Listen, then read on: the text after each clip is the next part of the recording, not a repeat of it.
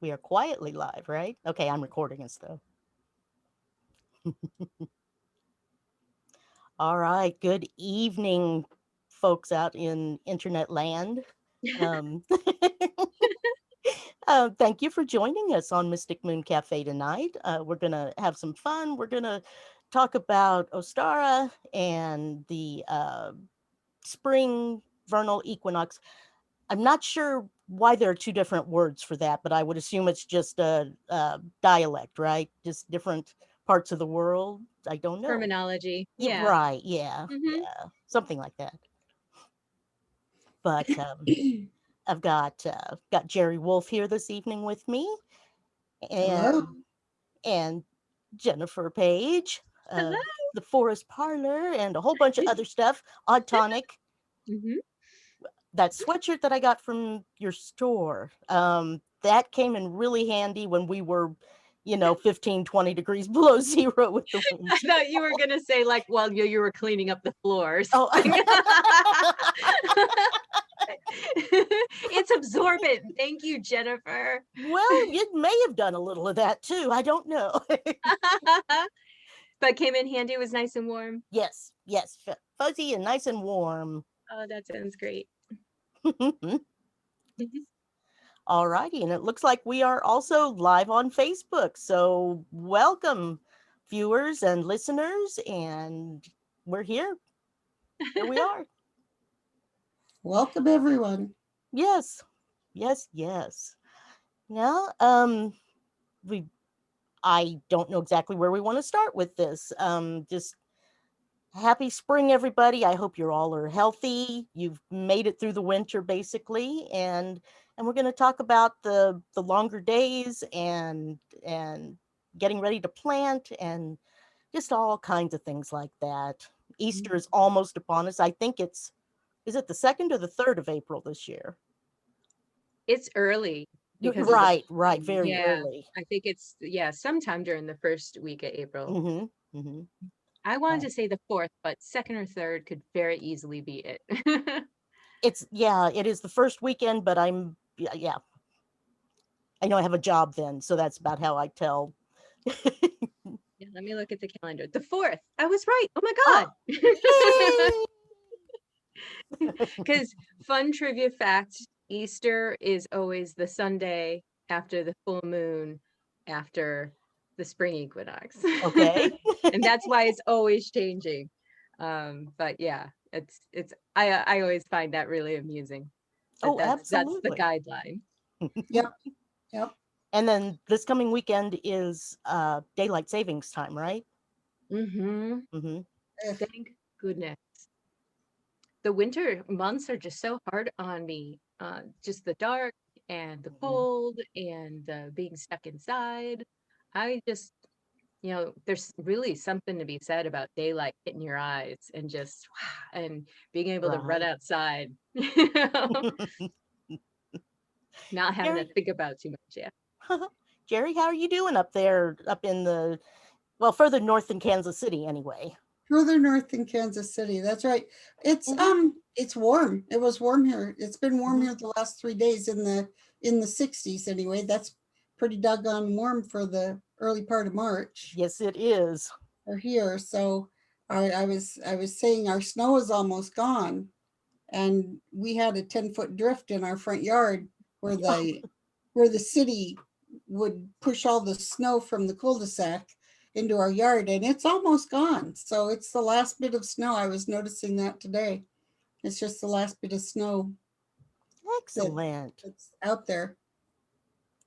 Yeah, I had thought about, getting a big industrial sized kite and just riding the wind up to your house today, but yeah, I decided against it because there's no promising you'd catch me. There you go. There you go. 30-mile-an-hour wind most of the day with 50-mile-an-hour gusts. So, Oh, we didn't have that. We didn't have okay, that.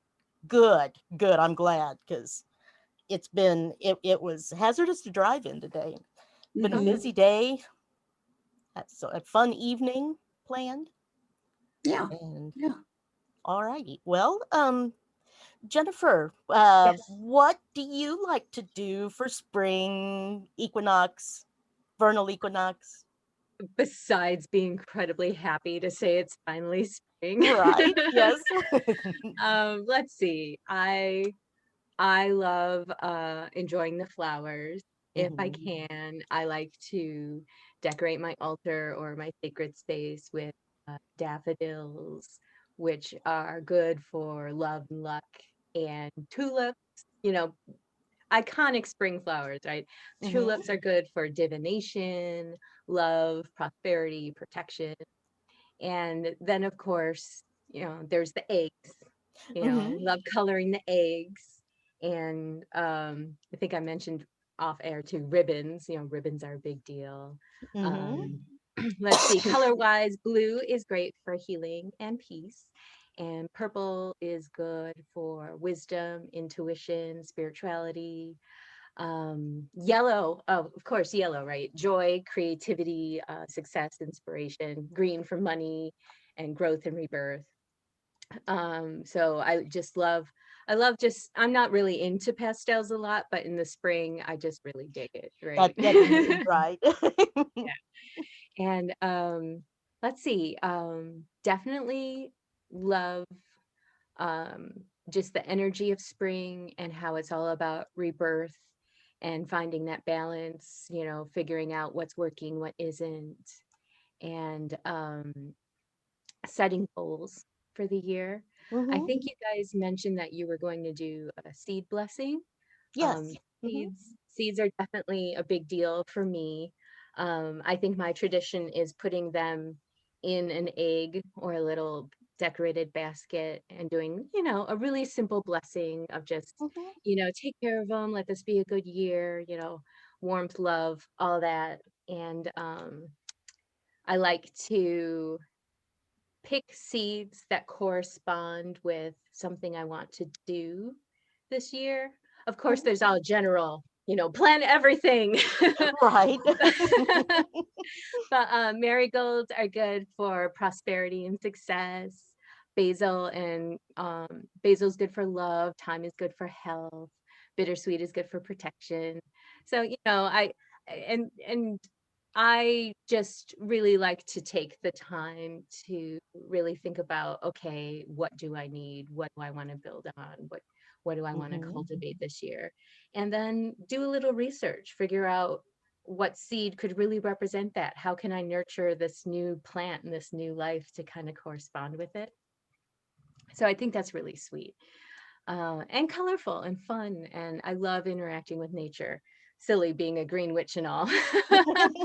um, and I really love the act of, especially, charging water for the full moon, is always a fun thing, but spring water is just, it has the spring full moon, I think just has a lot of special meaning to it, charging that water that you can hydrate your seeds with.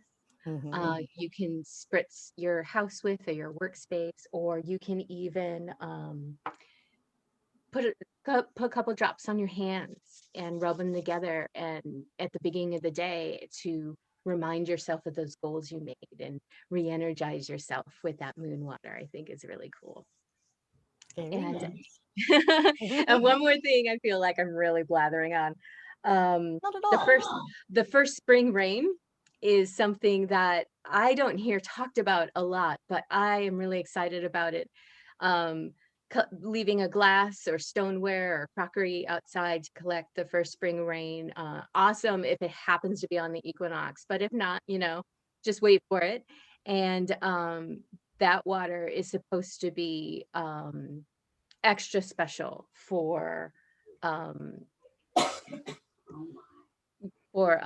cultivating good luck for the year. Nice. And I have a list here of things you can do with it, the Okay. spring rainwater. You can add it to your bath for a year of joy and luck. You can wash your face with it for that youthful glow. You can wash your hair with it to attract and keep romance. Okay. Uh, or you can wash your belly to enhance fertility. or you can sprinkle the water on your altar, your tools, your candles, or around your home for a blessing. And I just really love the idea of that and the imagery of this spring rain, maybe in the sunshine, the flowers growing and everything. And it's just really special. I Mhm. just, I adore summer, and of course I adore fall, but coming out of winter and all those dark months, to be like, it's here, it's finally here, it's not going Mhm. away. It's just really great energy to tap into. Very cool. And Jerry, What? I don't know. What would you like to say? What do you want to I do? don't know. I don't know. I'm glad that it's warming up. Hmm. We had rain here today. Then that helps get that little bit of snow that's left washed away and make everything clean. Um, yeah, I'm looking forward. I planted my loofahs um, in the little pots to start the plants, so that I can plant those when it gets warm enough outside. Hmm. And that's what I've been doing. Awesome. Yay. Doing very well. I Oh, don't have quite the happy tale because, I find out that the one who is now living where I live kind of destroyed all of that gardening work that I did last oh spring. no. That's what Yeah. happened. Why? So I What is am it now? A parking lot? I mean, pretty much honest, oh, or at least a junk bin. Um, but hey, you got to move on, right? So I am, that's what I go with every full moon. I observe and do any kind of ritual with, is to find more patience, more. I don't know if I'm ready to forgive, but I want to be more accepting. Roll with it a little bit better. Um, mhm. just try to be a little better person that way. Doesn't Yeah, always I hear work, you. but yeah. The idea of embracing this is how it Hmm. is a hard one for a Yeah. lot of people. I think that I think there's just a part of human nature where we resist and we don't like something, and there's that reaction of trying to like buckle down or be mad about it, or and when in reality you're just arguing with reality, right? Right. Right. And yeah, it's tough, and we know it. We can even tell ourselves it, but that doesn't stop us. No, it does not. Okay, we are recording. Phew. There used to be a little red light down there, and now they changed it on me. Can you believe that? Mm, how dare they? That's just wrong. Here we are resisting reality again. Exactly. Once again, it's like going to the grocery store and they've rearranged everything again. Mhm. Why? Why? Yep, yep. Exactly. Hmm. Um, well, I did pick up, and it did take in that the rain we just had. Um, these little, oh, come here, work hands, little tulip. You can't see that. No, Uh, we can't see it yet. Oh, let me. I'll go with. maybe put it right in front of you. Okay, and now it's gonna go slow. No background. Yeah, I can see it. Oh, I could. Oh, okay. There we go. There you go. Yeah, tulip, Oh, and look they at those got nice and rained leaves. on and hydrated. This is usually the point where Augie comes in, so I don't want to set them where he can. Now these um, primrose, I had never bought a Oh, primrose. I very don't nice. believe it's actually quite Mm. lovely. Mhm. I Hmm. don't know why the leaves remind me of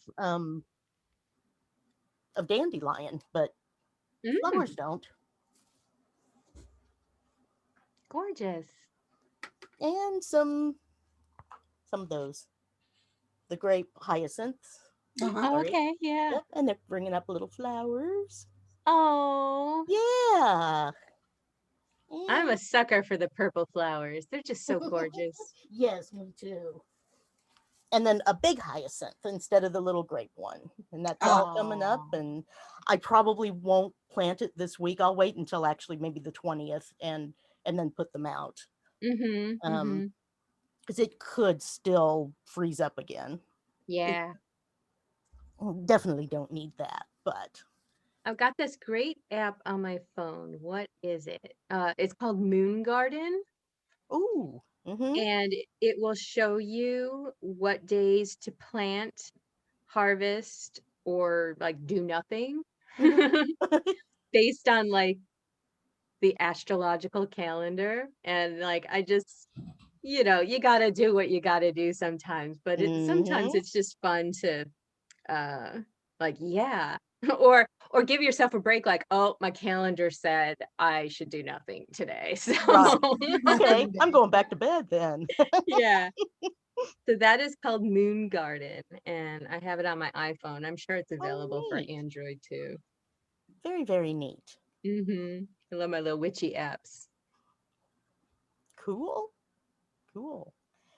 Well, I guess I could mix up some of the Ostara essential oil blend.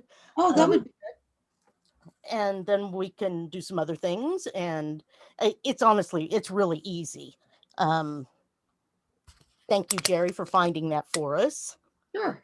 And mine's going to go in a little water bottle because I repurpose everything and I couldn't find another one. Mm-hmm. All right. Just give me a second. Talk Sure. amongst yourselves if you like. Yeah. Are you going to mix it with water? um, probably not. But maybe. There'll be a little water in there. All right. Well, if you Um, mix it with water, it makes a nice room spray. right, right. So, well, and you know me, I'll probably make at least double the amount that we have Sure. in the. This is just a teeny tiny bit, but it's the Ostara Ritual Essential Oil Blend. Let's see, 2 drops of geranium. Now, I'm not a real fan of geranium, but hey, maybe mixed with all this other things. Mm-hmm. Geranium. Nice. Yeah, the rest of it's real citrusy, so Mhm. that should. Right. One, two. You couldn't see that. I'm sorry. No, it's fine. And then we've got 5 drops of lime. Ooh. Hmm. This smells lovely. It does. Lime. Mhm. I was just thinking of this one time I was doing something with sandalwood and it spilled all over the place. Oh no. It's like always work with scents you like.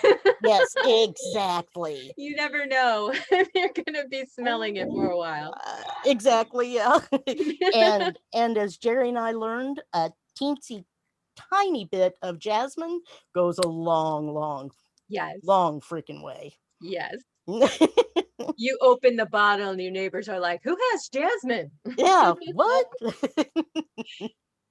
And then a bottle of vanilla essential oil that I have, you know, the little inside ones that is supposed to drop it out. Oh no, it just poured right out like it was open. Yeah, I think that's Yeah. what happened with my sandalwood. Yep. You go to do the drops and the little top just falls off and everything. Uh-huh. Yeah, Mm-hmm. that's lovely. And then we'll get 3 drops of orange. Ooh, this Yes. is smelling citrusy. Mm-hmm. One, two, three.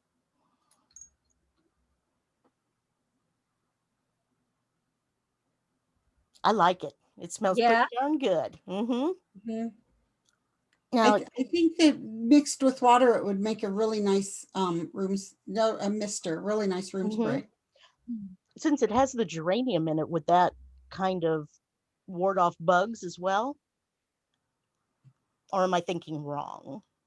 Citrus might do it too, you know? Yeah. True, yeah. But so there is your A little tiny bit. Ostara oil. Yep. For now, it's good for now. And you know me, I might even add a little lemon later on Mhm. because I do love the citrusy smells very Mm-hmm. much. All righty. Who wants to go next?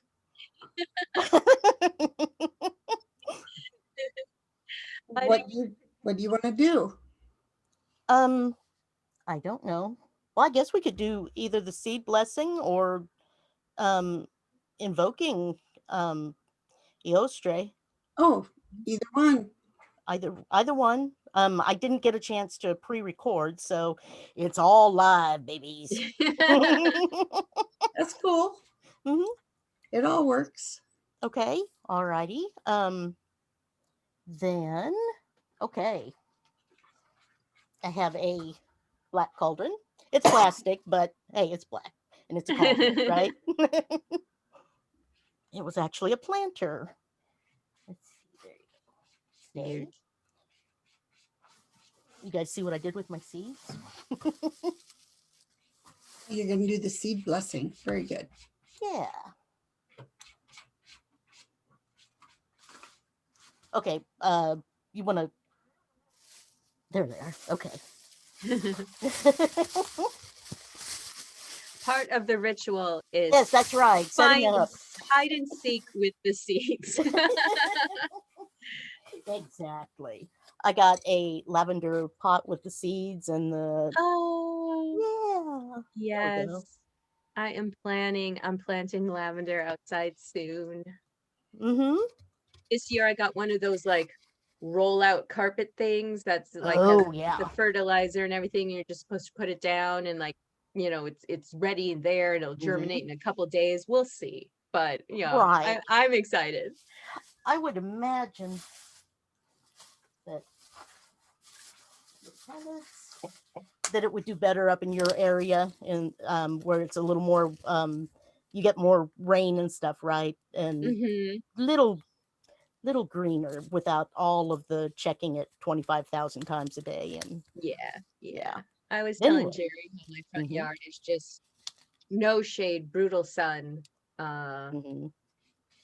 southern exposure, southwest exposure, and it's just hard. I have, it. What region are we? I think we're 8B up here, but my front yard is like Arizona. I mean, Oh, okay.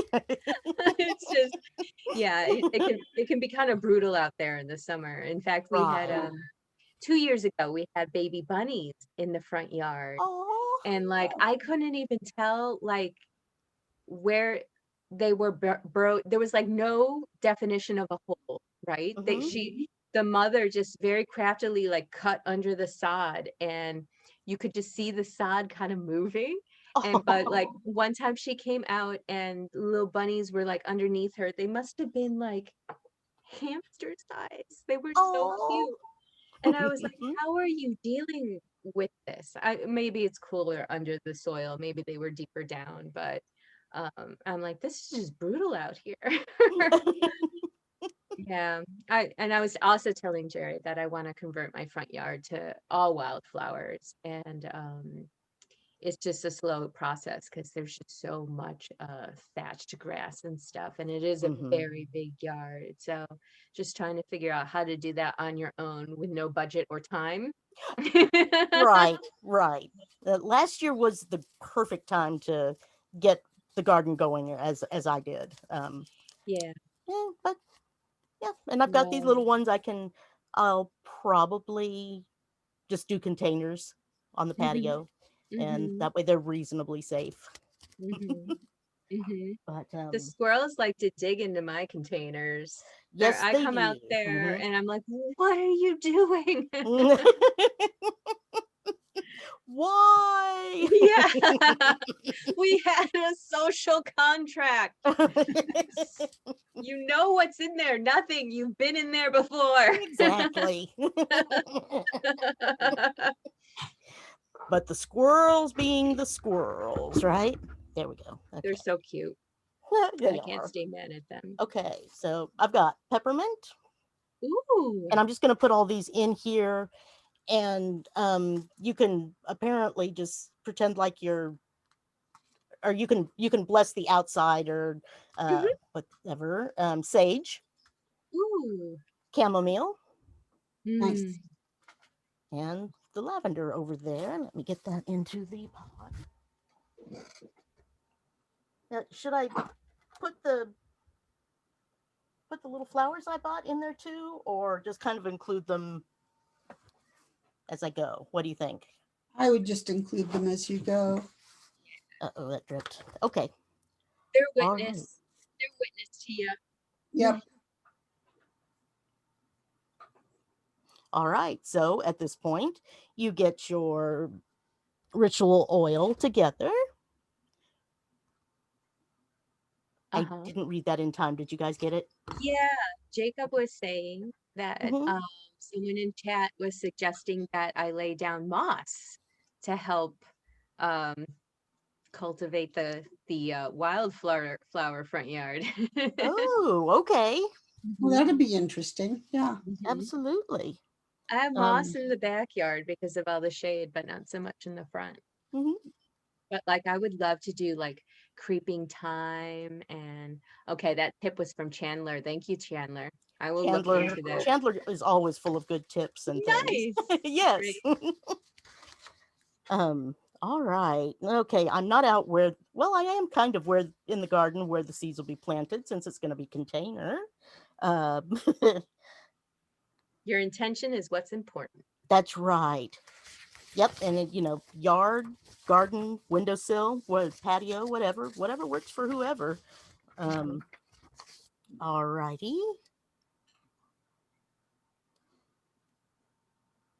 Yeah, I don't have the squirty thingy for the essential oil, but just, You have that. yeah, Yeah. You've got your finger. got my finger. That's right. Oh, come on there. There we go. A few drops. And let's see, what do we do then?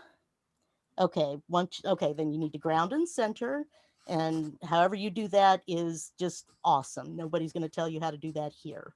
Um, I so was just gonna say, do you have any tips? I mean, there might be sure. someone who just doesn't like what does ground and center mean to you? To me, it means, trying to quiet down, Hmm.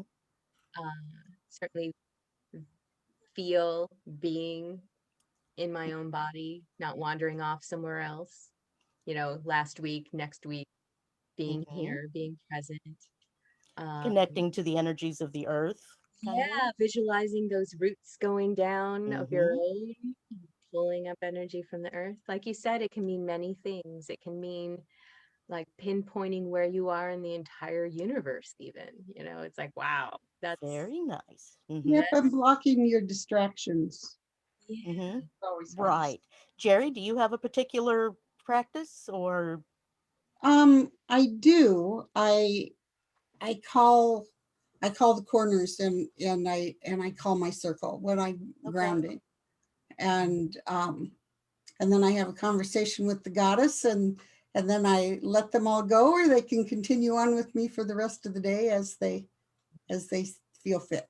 Yeah. I always say the circle is open but never broken. Mm-hmm. Oh, I like that. I Yeah. like that. You I pick up little things. generally um, imagine like a chain or a pipeline going from me to the center of the earth to the actual the fires and the lava and the just Mm-hmm. the The creation molten area. core. Yeah, yeah. Right.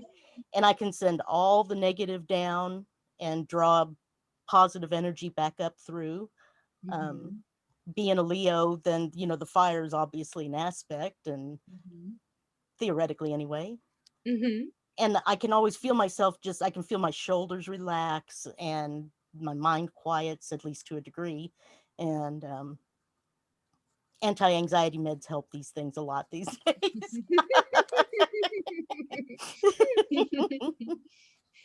But all right then. Okay. Now that okay, we need to be fully present in the moment, and we're going to begin. The seeds to be blessed are in the cauldron. Um, and draw a pentagram above the cauldron. So, do a little circle because I like the spirit part. Mm-hmm. And then recite, as winter's rain comes to an end and spring begins, brings warmth and light. Excuse me, I'm going to trip over my tongue. The spirits of these seeds I do call forth on Ostara's sacred night. From your rest so dark and long, awaken now with birth. You shall in time grow green and strong in the soil of Mother Earth. So mote it be. And okay, after which you can take each seed packet out of the basket one by one, hold it in your hands, and visualize your intention for the growth. And if it's an herb, set the intention that its healing and magical properties will be brought to full strength. If it's a veggie or fruit, visualize the abundant and healthy nourishment it will provide. Um, so I don't have to do that right now because honestly, this should be done on the actual solstice, which is the 20th, Mm-hmm. or Mm-hmm. excuse me, the equinox. Mm-hmm. And Mm-hmm. I and do that all the time. yeah, me too. But apparently they're basically, well, the Mayans had a thought, but I don't Mm-hmm. have to go into that right now. All right, and then you finish your ritual by offering thanks to your god or goddess for the life force flowing through the seeds and yourself and the earth itself. If you're so inclined, you may also plant the seeds at this time. Remember, your magical practice is as individual and wonderful as you make it. So You're there. here. Hmm. Yeah. How was that, Chandler? How did I do? That's very sweet. And that, so many good ideas there. And like you said, Yes. make it your own, Hmm. just as you're picking your own seeds, pick your own words, pick your own intentions and actions. It's great. And then, Exactly. and I also like to say, Yes. no pressure. I think we put a lot of pressure on ourselves to like get our rituals perfect or do these super special awesome things, and it's like, yes, the equinox is the equinox, but it's a bit of a tide, right? It's the beginning of Hmm. something. And just step outside and take a nice deep breath that day and enjoy that, and know that you'll be planting soon. I don't, when we add pressure to ourselves about these giant ceremonies and things like that, that's the energy we're bringing to it, Right. Right. and who wants that? So yeah, it's sweet that to have all these different ideas and to just do what moves you when it moves you. It's That's very right. important. And any blessing, ritual, saying, however you want to say that, chant, um, Mhm. as long as it's from your heart, it's good. It's all good. So Oh, you have to follow no words I say, um, no words that the Dalai Lama says, or yeah. just go with your heart and your soul, and there you go. You're infusing it with your energy, hopefully Mhm. good energy. Mhm. Hmm. Mhm. Well, and the more changes you make, the more you make it yours and the more it comes from you. Right, So, right. and everybody is an individual, and maybe I wouldn't say some of these things, but maybe I would, depends on what mood takes me at that time. Hmm. So this gives this gives someone kind of a structure, and then they Right. can build on it as they will. Yeah. I mean, what if someone had a giant planter that was their grandmother's? Why not use Mhm. that instead of the planter? Just make it your own personalization. We lost your audio, or I did. Really? Yeah, Oh, there it is, back. back. Did it come Okay. back? Yeah. Hmm. I wasn't saying anything important. Okay. If you're sure. I was just saying, like, what if someone had like a planter that they got from their grandmother or something, and they would rather Hmm. use that to bless their seeds. Sure. It's whatever you have that speaks to you, that moves you, like we said, and Hmm. just make it your own. I think there's always this emphasis on doing research and trying to get it right, and looking for external answers. And disregarding, internal answers. And I think, Right. we could all benefit from shifting from that a little bit more, Hmm. and allowing that quiet inner voice to guide you a bit. It's always nice to fact check, yes. Oh yeah, but definitely. but yeah, I think that when we're in pursuit of these hardcore answers, then we start to, we think, oh, I have the answer. Now I need to tell everyone else that this is how you do it to validate me. And it's like, oh, if you catch yourself doing that, You're chill off the out. path. Hmm. Yeah. Research is just research. I mean, it's you're finding what someone else wrote about whatever you're going to be doing, and it's going to switch up. It's going to change up for you because what someone else wrote may not resonate with you and what your life is and what you're Hmm. Right. doing and where you are in your life.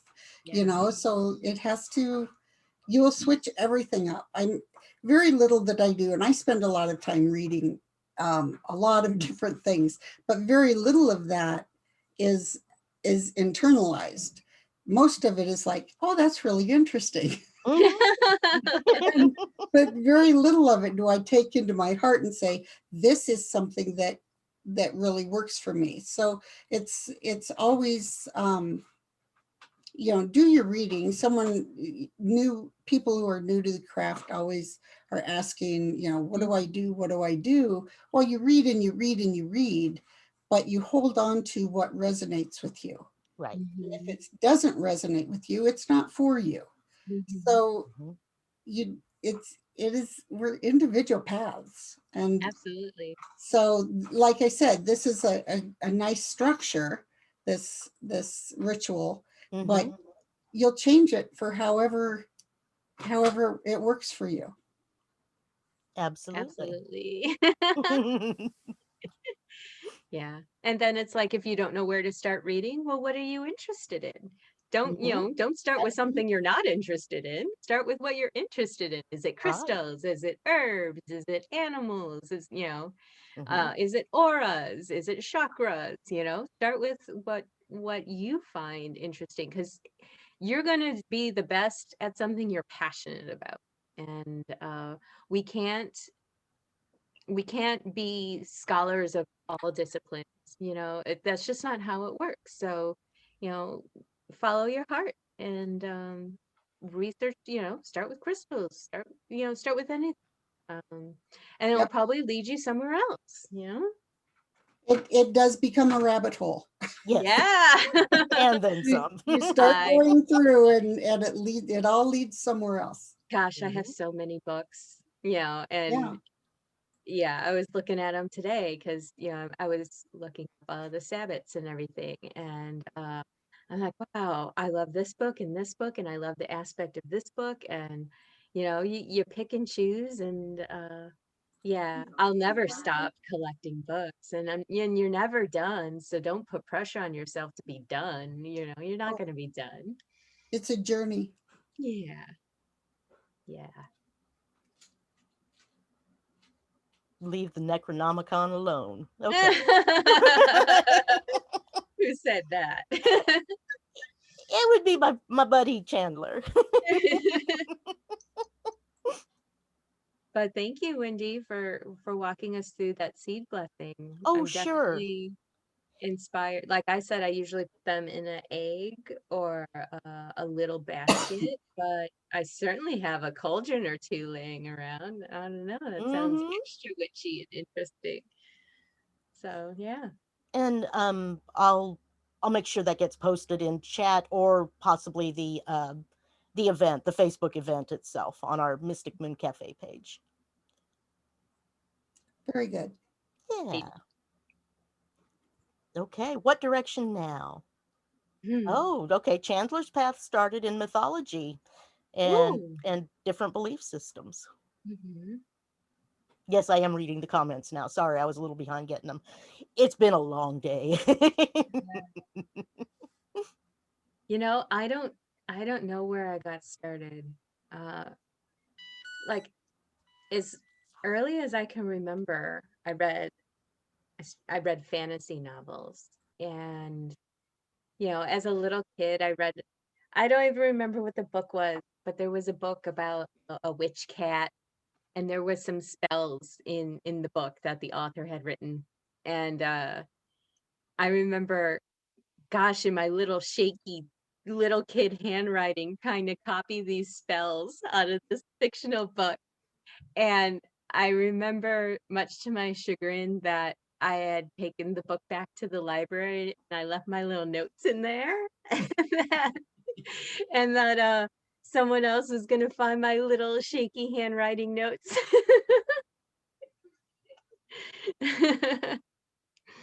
But yeah, I just always had an affinity for it, always loved it. And I just love um, the connection to this world and nature that you can have with things. And it just feels home to me. And um, yeah, nature and fairy spirits and such. And obviously I have focus now is on divination and in healing. And the first time I came I was exposed to a tarot deck was during a fall Halloween carnival at the school. I think I was either 12 or 13, and they had different booths and stuff. And one woman had a deck of tarot cards, and you just came up to her and you picked one card and told you your fortune. And I was like, what is this? And after that, I immediately got my own deck with the first of many, and I still use, and I just love it. I absolutely love it. And who's to say why? And I think that's how it happens. You learn and explore, and suddenly something just snaps into place, and you love it. And so there. I think I started by reading Greek mythology to my younger sister. Yeah. And that's where we started. And then it kind of went on. I went on into divination after that. And I was young. I was probably 13, 14 at that time. So, yeah. Nice. Yeah, Yeah. I'd say mythology was the Kickstarter for me too, and it's led to the pursuit of knowledge and lore and everything, and kind of has me here. I like the pagan witchy way. I remember I think it was when I was 13, I was already like well on my cultivating quiet way. And I had my best friend in school. Um, she was like, "Hey, you want to try and be witches?" And I'm like, "Yes." And she's like, "I've got this book from the library." And I'm like, "Okay." And she's like, "I'm going to read it tonight." I'm like, "Okay." And she comes back to school the next day and she's like, "You might have to be naked." No. And I'm like, "What?" She's like, "Do you know what skyclad is?" I'm like, "No." And she's like, "Naked in front of others, maybe in the woods." And I'm like, Dancing and yeah. and she was like, "I'm out." It's just such a sweet story. And it's like, that's fine. But really, that was it? That was the line for you?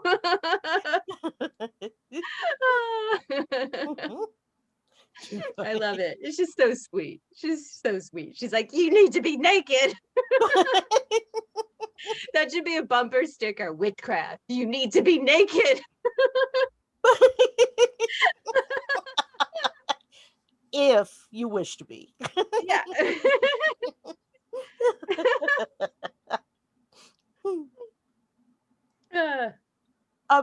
And that just tripped the question in my head. Are there certain rituals and paths that going skyclad is more prominent, or what am I looking for? Stronger, help you in realize your ritual.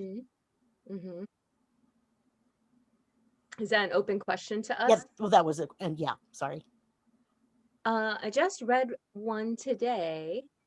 Gosh, I wish I could remember the name of it, but it definitely said, and it was a solitary practice. It wasn't Mhm. like grab your friends, grab your neighbors. Woo! No, it was definitely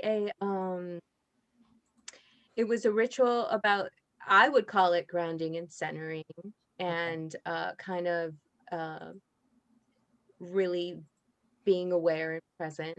And it definitely called for being naked if you were comfortable with that.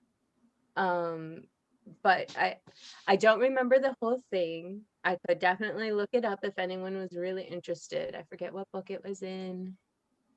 Oh darn, I had too many books open today. It was probably a Llewellyn book. Maybe I'm wrong. But start out with, being naked, look in the mirror, no judgment, just taking in yourself, being there for yourself. Even appreciating the fact that you have a body, Hmm. and then looking in your own eyes and see yourself looking back at yourself, that really kind of grounding inner connection. And then there was, a practice of laying on the earth outside, feeling the air, feeling the warmth of, a bonfire near you or a fire pit, drinking water. And then there was a whole, and at some point it might even been grab a blanket so you're more comfortable. But then it started with yourself, then the four elements, and then it went into the five senses. Like you have a rich piece of dark chocolate that you're tasting. You're listening to the birds. You're feeling the wind on your skin. Um, so you're seeing something gorgeous. You're smelling, the earth or the grass or the flowers. So it was all about immersing yourself in the experience of awareness. And it's kind of funny how our modern culture is so can't be naked even for yourself. you know um so I think even the act of doing something sky clad would knock you so far out of your uh automated Comfort mental zone. space that how could you not be present, is an exercise in itself, I think. Hmm. So Yeah, it would definitely be out of my comfort zone Yeah. and probably out of my neighbor's comfort zone. Yeah, I don't like, my backyard is woods, but I have views of people's Mhm. homes. So probably not gonna happen. Do you guys care if we let Chandler come into the chat with us? Come into Sure, the that's fine. call with No, I us? don't care. Sure. Okay. I'm gonna have to get the As long as he's not sky clad. All right, you heard her. New invite. Okay, there we go. Jake says he can help. Copy invitation. Go. This is great because I have to leave in 12, so it's like we're tagging out. Oh, okay. Alrighty. I'll say that now just so Chandler doesn't think it's because of him. There we go. And meanwhile, put that down. Come back to this. Da, da, da, da. Okay. But anyway, where would you all like to head now? I don't care. I have some things. I want to do one thing, talk about one thing. Do it. I made Ostara cakes today, Mm-hmm. and they're quite interesting. Um, Where would you all like to head Pardon? Oh, now? I thought Jennifer said something. No, it wasn't me. Okay. Um, I want to do one thing. Talk about one thing. Do it. Hi, everyone. I made Ostara cakes today. Mm-hmm. This is all coming back. They're Is quite my audio? interesting. No. Pardon? Oh, maybe we're hearing it through Chandler's feed because there's a delay. No, it wasn't me. Okay. Chandler, do you have this playing in the background? Okay. All right. There you go. Okay. You made it. You did. Which ones did you make? I did Ostara cakes, and they're the way the recipe went. Now again, here we go. You make it work with what you have. Mhm. I didn't have lemon. These are kind of a honey lemon cake, but I had orange. So I made Ooh. honey orange cake, Okay. and they also have rosemary in them. Now, if you think about rosemary and how savory rosemary can be, it's quite an interesting combination. I want to do this.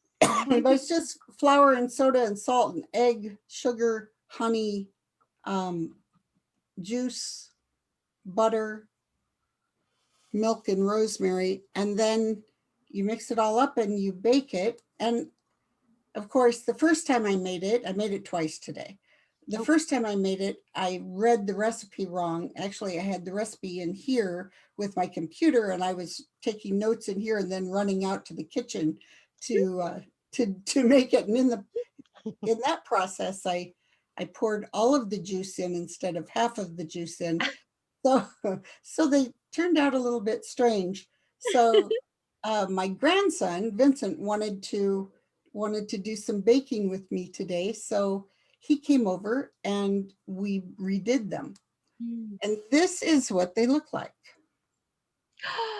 Beautiful. Oh, beautiful job. Yes. And they're lovely and they're interesting. You know, it's extremely interesting. Mm-hmm. And it's because of the rosemary combination is what does it, I think. But Yeah, I can imagine rosemary, orange, and honey. That just sounds so delicious to me. yeah, and then as you put the batter in the ramekins, and before you put them in the oven, you're supposed to put your hands over the ramekins and say, I imbue these cakes with the energy of new beginnings. May I grow and flourish. May I nurture nature as it has nurtured me. Oh, So I thought that was really kind of nice. And then we Mhm. baked them and now we can eat them. sounds amazing. Nope. Okay, testing. Can anyone? Yep, we can hear you. Okay, cool, awesome. Yeah. Sorry, my laptop mic has been sort of crapping out on me lately, so apologies for that. I was trying to find the clip that I was using to hold it into place properly, but to no avail. I can hear you good. Yep, sounding good. Very good. Jerry, is there something you do? You put one on in your altar, one of those cakes on You your can altar? you can put it on your altar. It says then. Oh, let me pull it back up again. I had moved it off of the screen. Um, you can put one on your altar. You can serve it at if you have like an Ostara Easter dinner sort of thing. You can do all of that. You can do any of that. Cool. But I just thought that it's a blessing. It's let me find it here again.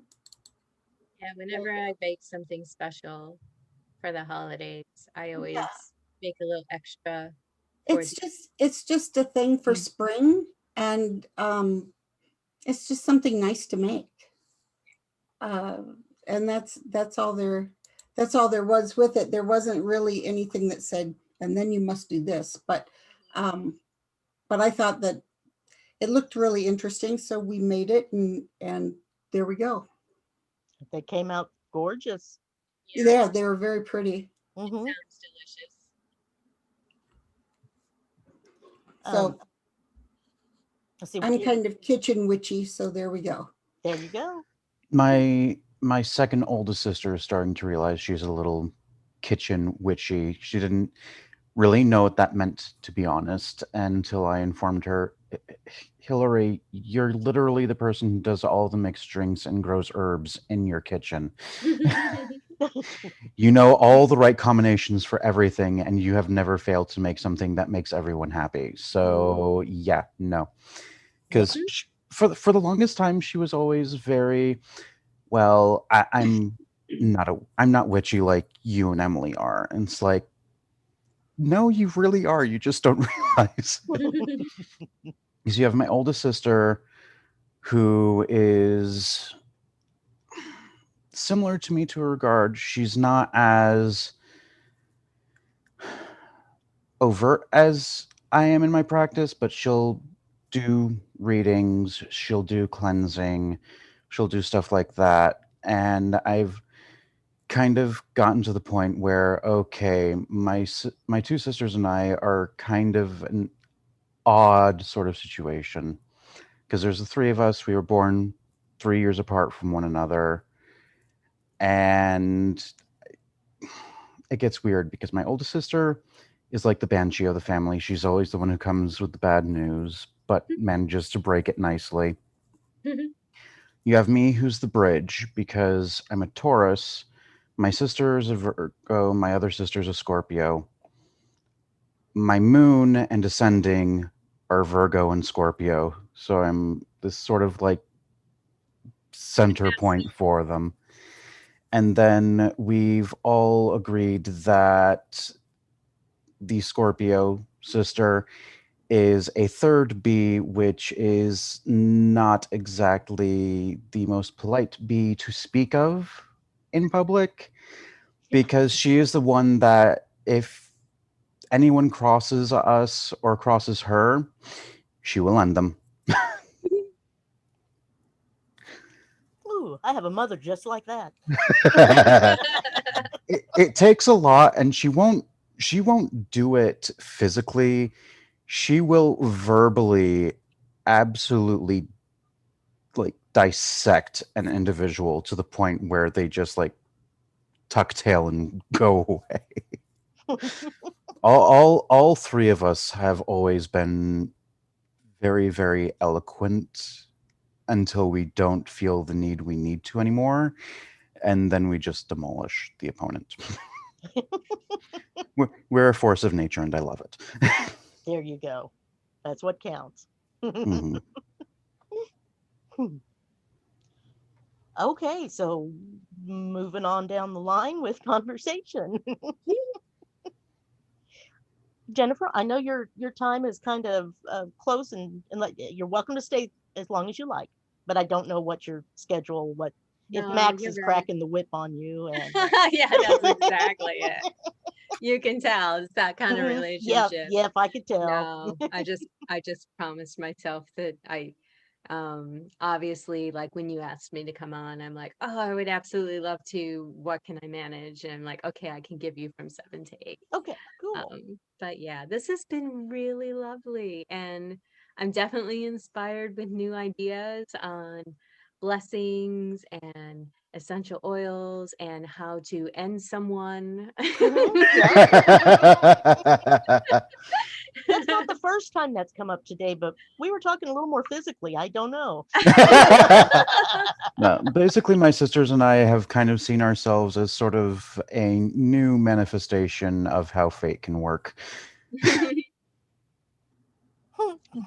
Interesting that you said you're 3 years apart. I have 3 siblings and we're all 3 years apart from each other. So I don't know. Oh, It's that gets Neat. kind of fun. weird. It's easy to remember people's age. I Hmm. have an older sister, she's 3 years older than me. I have a younger sister, she's 3 years younger, and then I have a brother who's 3 years younger than her.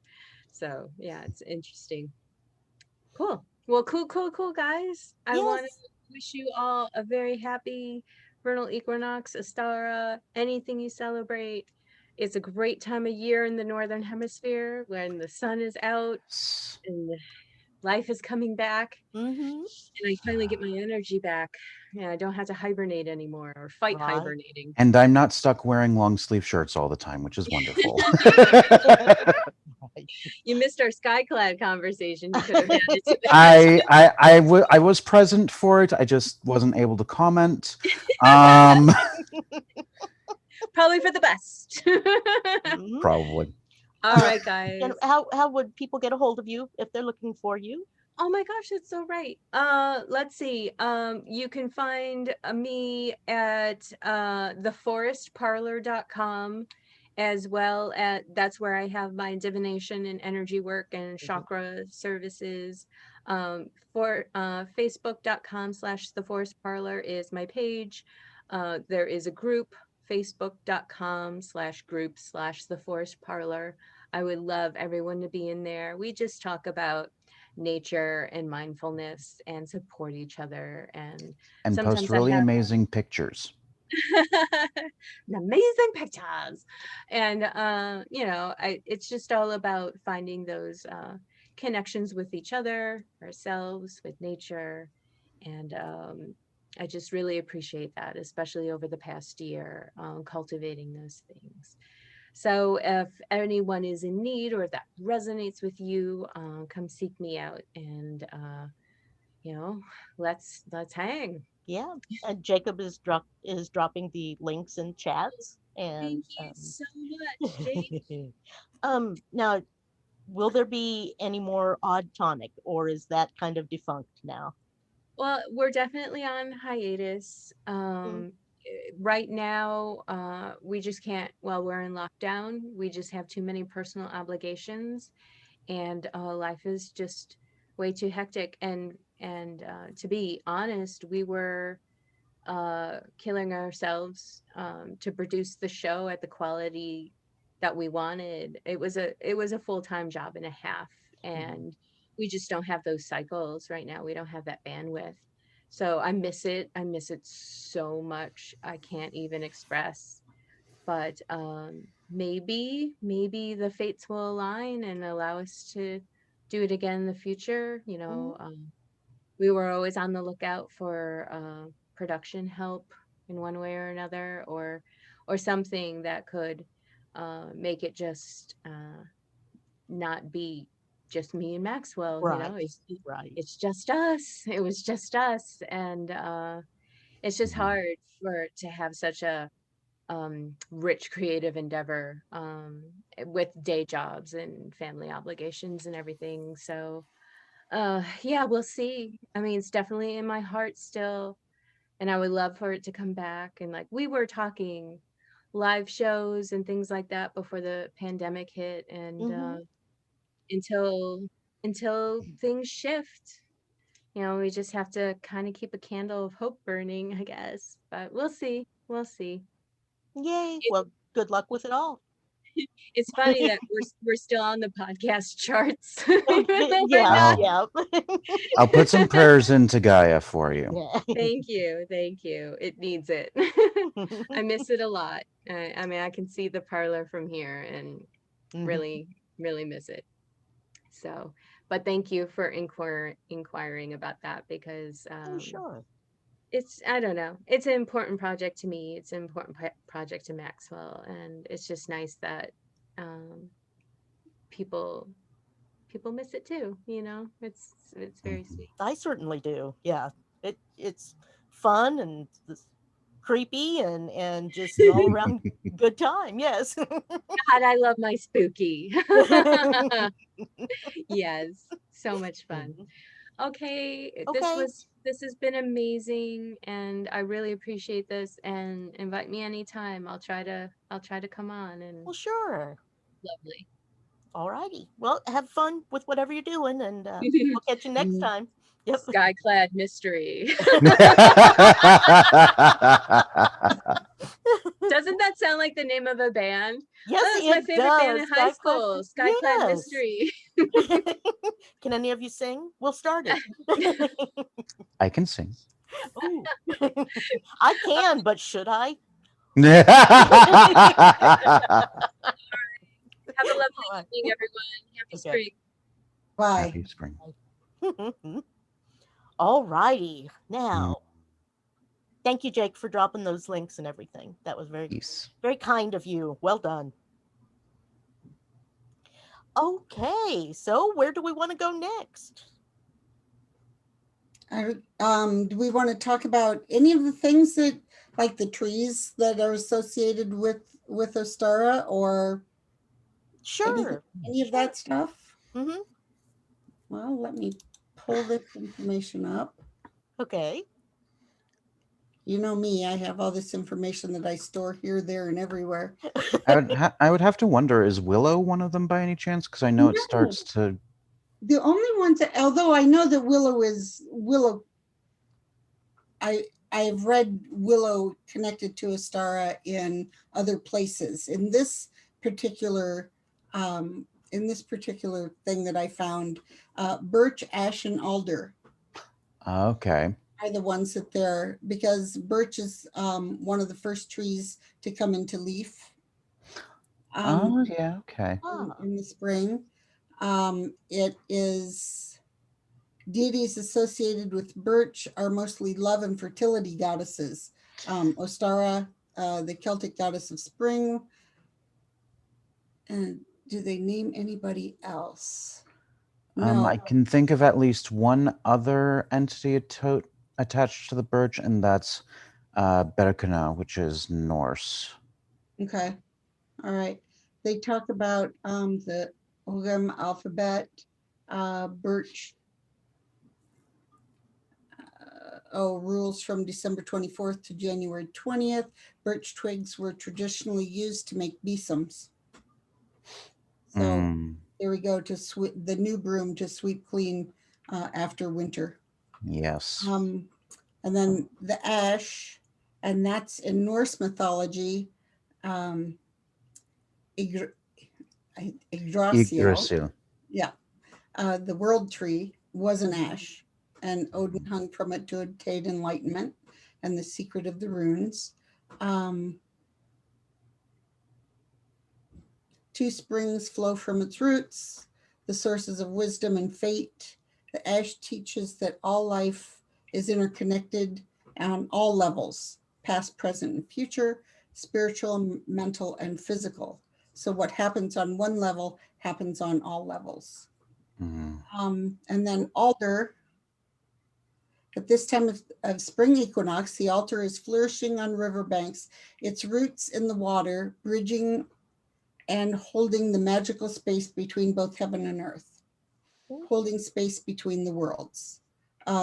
In It was sacred to Bronn, who laid himself down for his men to use as a bridge to cross the sea. So those are the three trees that I found. Although I know I did read something about willow as well. I I know that because one of the where I grew up, there were a lot of willow trees, Mhm. and they would usually be the first ones to start greening back up because as the snow was melting, they were waking up and they were, in a sense, absorbing a lot of that extra water.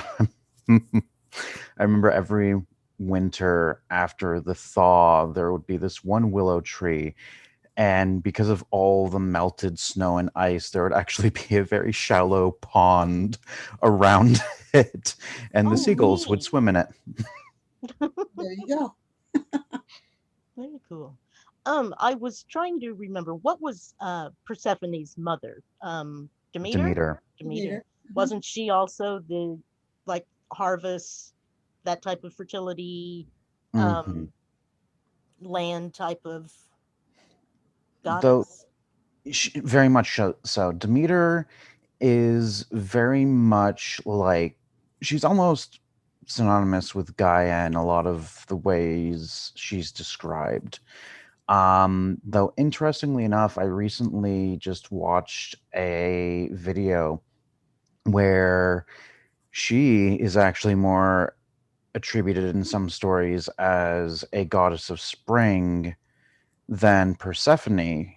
And in fact, Persephone is seen more as this underworld deity because of her Right. association with Hades, which is, Hmm. I found that pretty fascinating, to be honest, because everyone attributes spring to Persephone because she's back and she's bringing color to the world when Actually, the person who's doing that is her mother because, yay, her daughter's back and she doesn't have to worry about that anymore. Mhm. Right. Dang Greeks. They can't make up their minds. Make up your mind. Well, I could we could talk about the Mayans. Ooh, I always had fun. I had some fun stuff. Um, Jake, not right this second, but I in our Facebook chat I put the link to a video that we might play if you want to. But all right. So I got this. Okay, the Maya punched numbers and astronomical calculations that could make our heads spin. Um, and sorry, my uh, CGM's going off. And they, but nothing had more meaning to them than the movements of the sun. Now, the Dresden Codex, one of three paper bark books that survived the mass destruction by Spanish zealots in 1562, cue the conquistadors, is filled with numbers, mostly Damn you, calculation. Cortez! Pardon? Yeah, Damn you, woo! Cortez! Mhm. Damn you! But right, they mostly lunar cycles and Venus tables. I'm not sure what a Venus table is, but I'll look that up later. Okay, one of the Maya's main calendars, the Haab, yeah, okay, is tied to the Earth's rotation cycle. They calculated it at 360 days, with 5 extra days at the end that were considered unlucky times. Um, and I was going to look up uh, the if their calendar mimic it was the same as ours, if the end of the year, and if it would be the time between, say, Christmas and winter solstice and the new year. I didn't know if that was the unlucky time or not, but um, the Maya had what was known as four cosmic points, which may relate to the 4 points of the sun's daily journey: sunrise, noon, the sun on the horizon at dusk, and lastly, the nadir just before the sun moves into the underworld. Um, Scholars call these 4 points of the Maya cosmos and emphasize that these are not like our cardinal directions of north, south, east, and west. Um, the most relevant positions of the sun are the equinoxes and the solstices, even to us today. For the Maya, sky gazers that they were, these were of supreme importance and they paid homage to these positions. Um, if you've ever ventured to Chichen Itza, and when I was down there, the little guide called it. He said, if you want to know how to pronounce it, it's much like chicken pizza. So Chichen Itza, on a spring or fall equinox to watch the astounding performance. Um, I lost myself. Wait a minute. Okay. In the ruins of the Maya city, Chichen Itza, in Mexico, crowds gather at the ancient El Castillo pyramid every spring and fall equinox to witness an equinox celebration that dates back as far as the construction of the pyramid around 1000 AD. Um, the Maya were skilled astronomers, and the pyramid is dedicated to the feathered serpent god Quetzalcoatl. At sunset on the equinoxes, the sun's descent from the top of Temple Cuckoo. It's You want Kukulkan. Kukulkan. That's what I'm just going to say it. Kukulkan. To the bottom of the staircase that ends at the serpent's mouth. You've no doubt been awed by the experiments if you've been there. Um, now, the light and shadow snake appears to slither down the pyramid steps until it merges into the huge sculpted serpent's head at the bottom. And there you have um, what's his name? Quetzalcoatl, the feathered serpent. Onlookers believe they share a moment in time with the ancient Maya. For legend has it that the Maya also witnessed the same image 1,000 years ago. Kukulkan was one of the most monumental of all their sacred works, was the Maya god of rejuvenation, and his effigy symbolized the renewal of life. And for some reason, I think Kukulkan and Quetzalcoatl are the same deity, maybe just a different dialect, but I'm not positive on that. I need to double check something real quick. Okay, Jake, yeah, that would be great if you want to play it. Jake is going to cue that up for us, and let's see.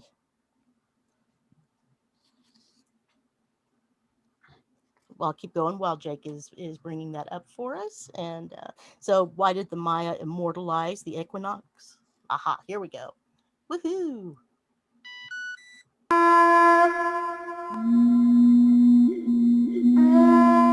Hoy es el día de Chichén Itzá, la ciudad de los brujos del agua.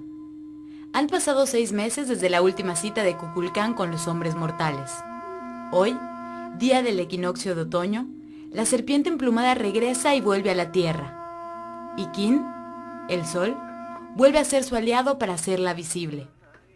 Hoy es el día de Chichén Itzá, día de Kukulkan, día del equinoccio.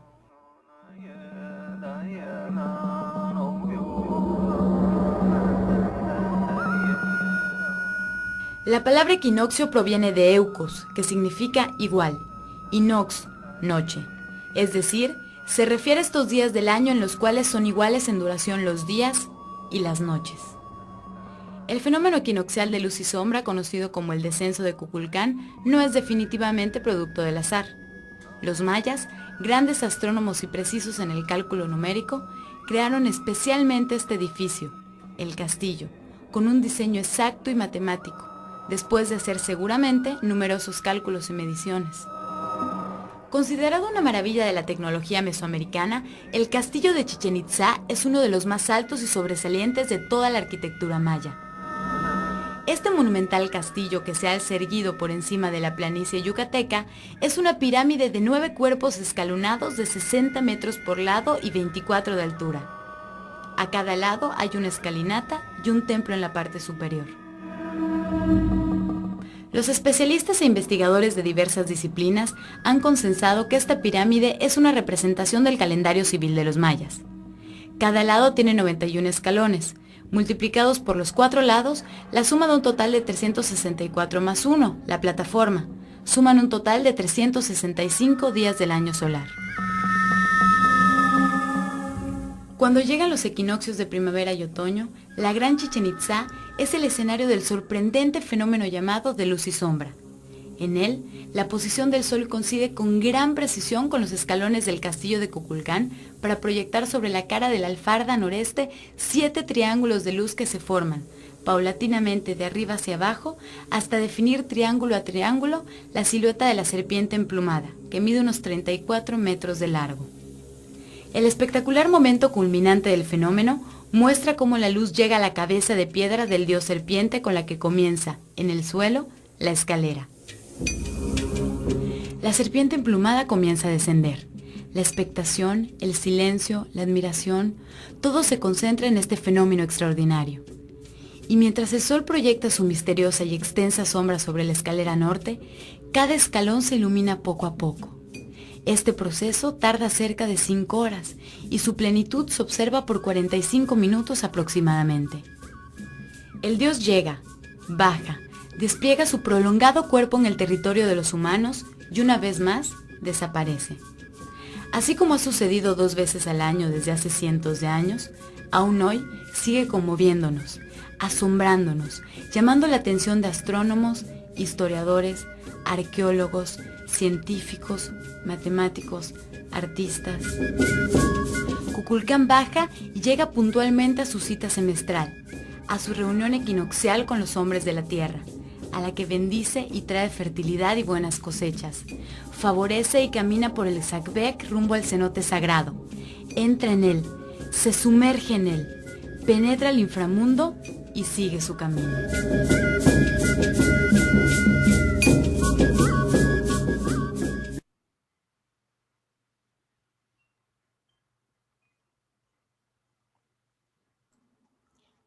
I guess possibly I should have picked an English one, but I read along.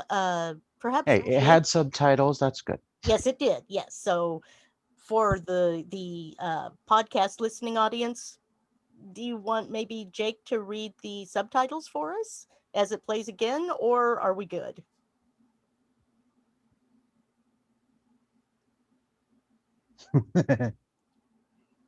It's all quiet on the mystic he, front. he says he will drop a link.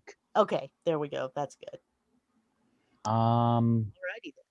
so while that was going on, I did some research. So, Kukulkan is the Mayan version of the deity. Quetzalcoatl, who's the one you mentioned, was the Aztec Ah, okay, that's the representation of the difference there deity. then. Sorry, Yes. thinking. Uh, I'm going. You guys talk. I'm going to look and see what my pump is trying to tell me. Do that. Okay. All right. Stay Talk safe. amongst yourselves. We'll do. Ah, so if memory served, there was, aside from the oil making and the seed blessing, there was something else that was going to go on, was there? Um, we have we have an egg charm. Okay. We also we're going to talk about the hair and eggs in general and how they work in with Ostara. Mhm. But I'm we can do whatever we want to do. You want okay. to talk about the how the hair and the egg and everything goes in with us, Star? Sure, we can. And then I'll invoke the goddess and Okay.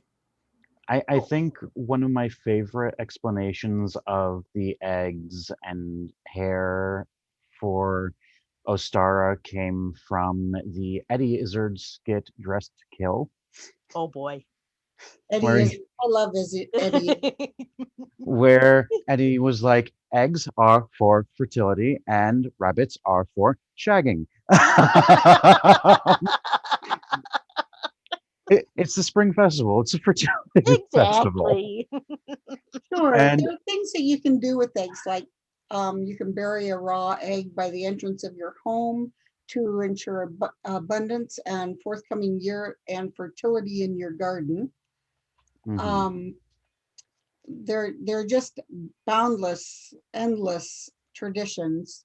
I mean, Um, eggs buried in your garden are going to be phenomenal because as it breaks down, it's going to be giving your plants a lot of nutrients that they need in order to mhm, really be prosperous. I mean, it's the same reason why several Native American nations used to, when they were planting their crops, put in fish with sure. the seeds.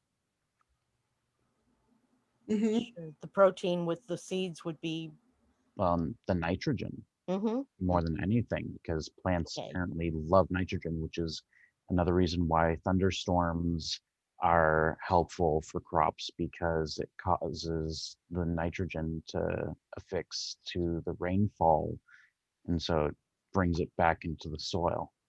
Ooh, okay. Right. So yeah, thunderstorms as opposed to just plain rain. Mhm. Thunderstorms like we had here in Kansas City a couple hours ago. Oh no! Oh yes. It rained hard. Oh. I actually made a comment earlier about your suggestion of, flying with a kite, and I was like, no, Hmm. no, no. Da Vinci flying techniques are a bad idea.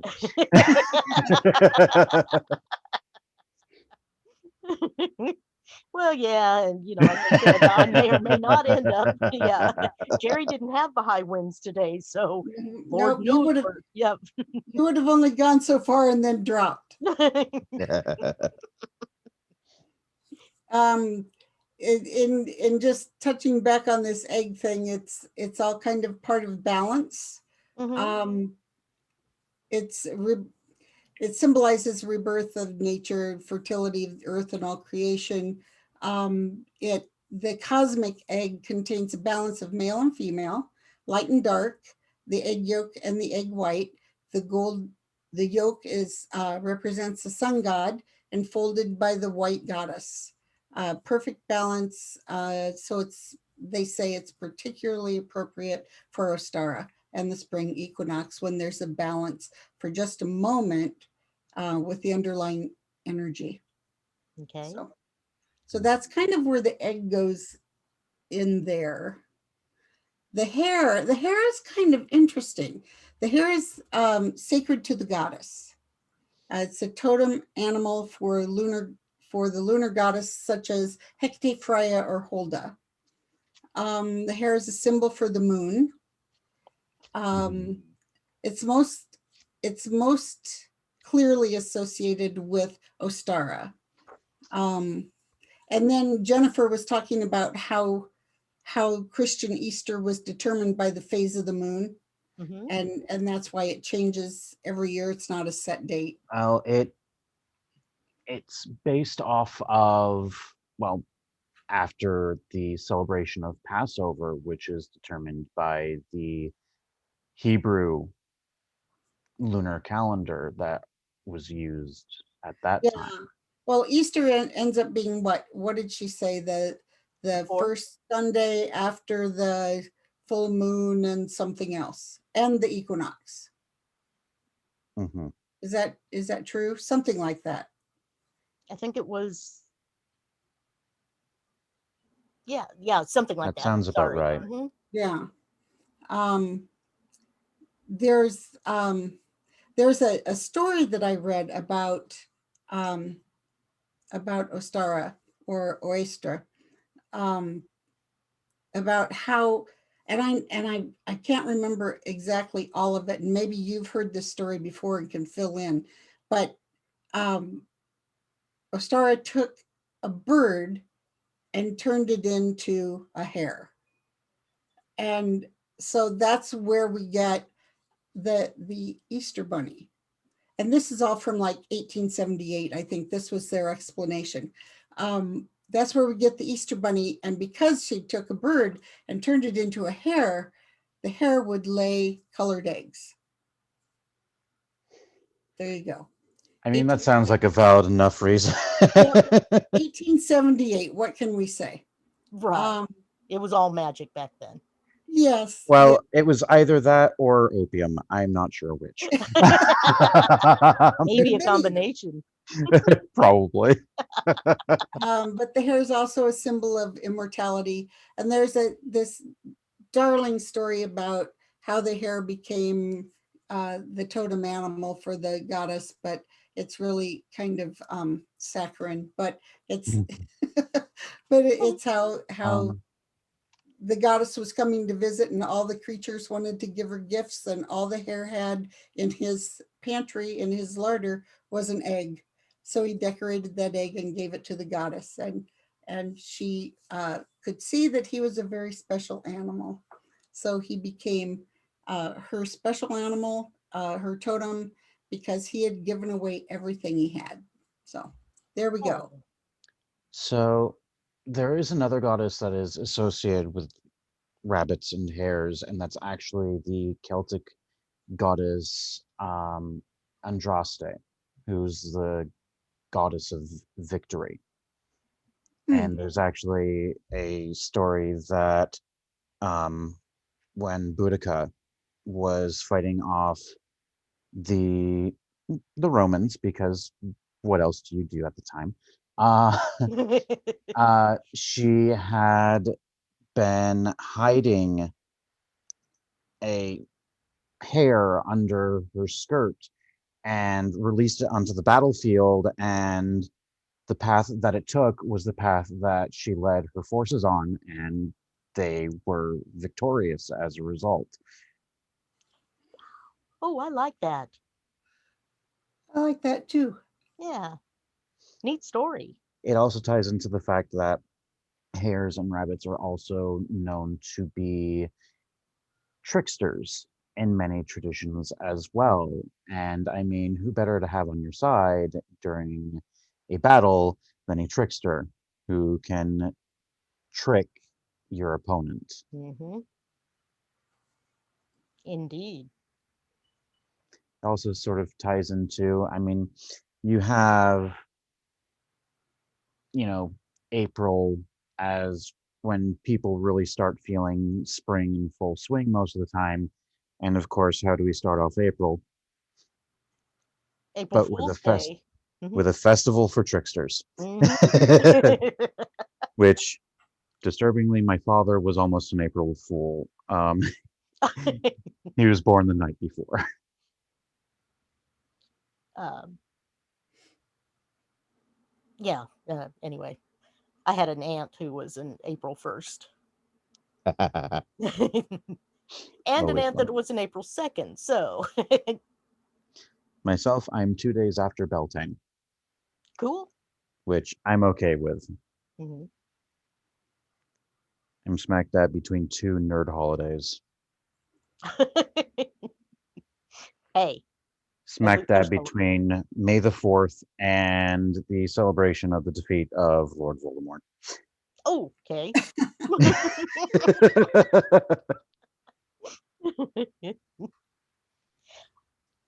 All righty. Who wants to invoke the goddess Eostre?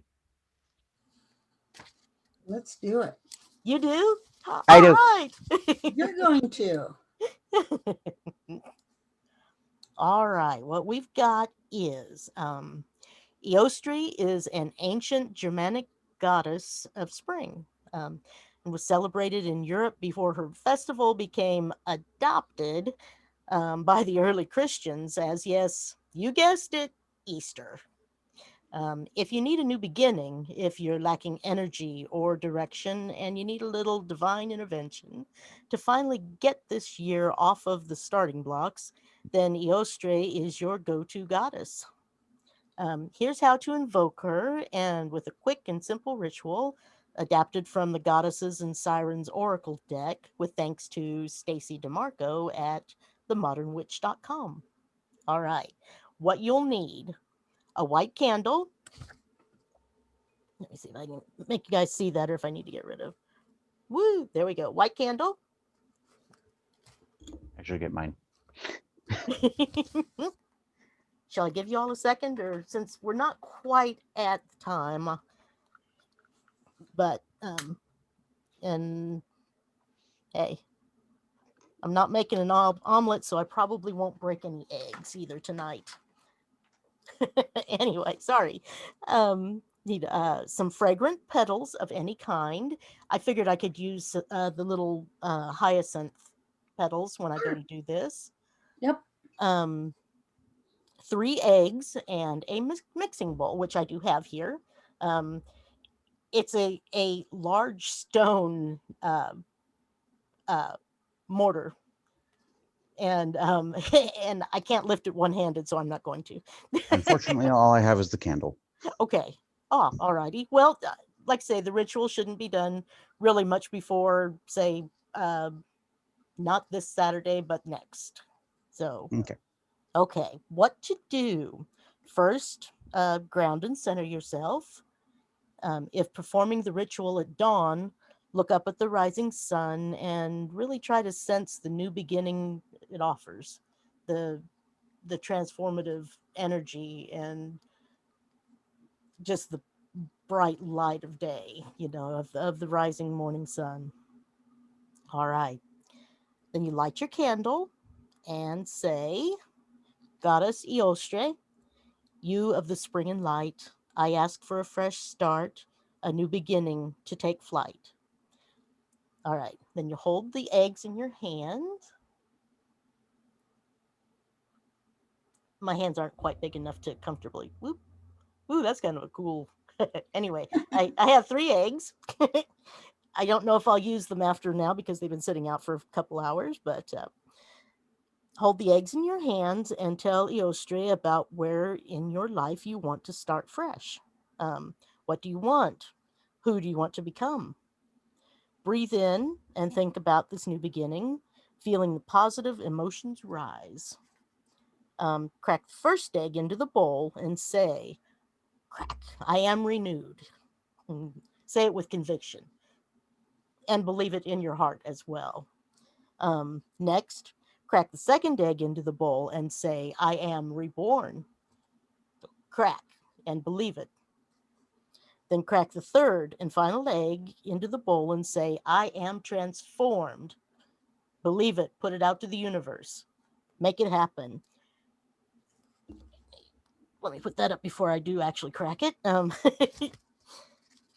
So now you'll say, Iostre, I feel your energy move through me and I start afresh. Then you'll thank the goddess, sprinkle your petals on the ground as an offering to her, and be sure to blow out the candle. The eggs are now energetically charged with Eostre's power. So if you like to eat them, cook them up for your breakfast with gratitude. Otherwise, bury them in the earth, covering with soil where they will fortify the soil and symbolize your fertile new beginning. There you go. So shall it be, right? So shall it be. Mm-hmm. All righty then. I think that's almost all I have. Yep. The only other thing I had was that the egg charm. Okay. And that, let me see if I can. That was this is called Nana Violet's egg charm, and it's a family tradition of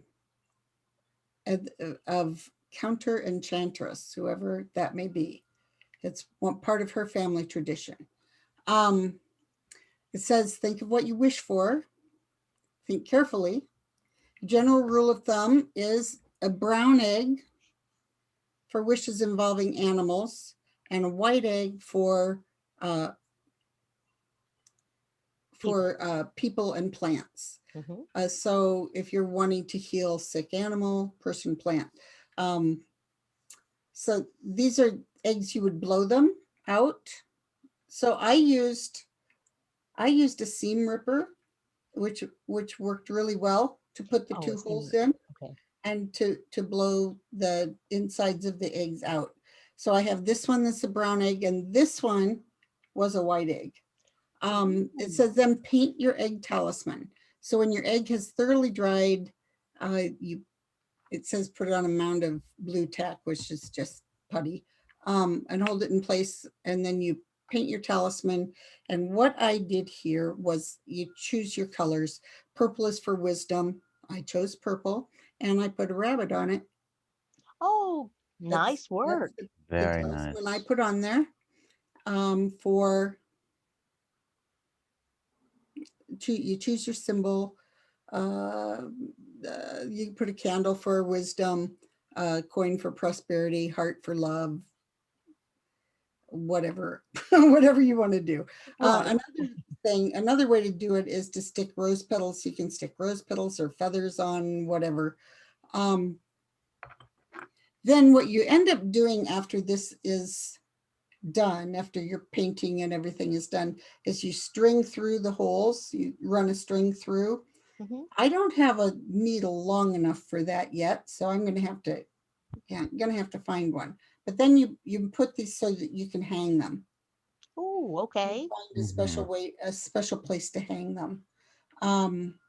You find a suitable place and prepare it for hanging, threading the thread, embroidery thread or thin wool through the holes, and secure with a large knot, a bead or matchstick to hold it steady.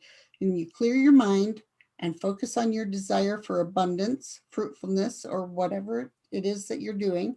And you say, little charm made of shell, as I hang you here, may all be well. May all things grow, may all things flow, blessings for the turning of the wheel. And that's your egg charm. Then you hang it and you have it. Yay. Very nice. So there we go. Mm-hmm. See, I would do that, but I'm afraid I would go way too over the top, especially with whatever symbol I choose.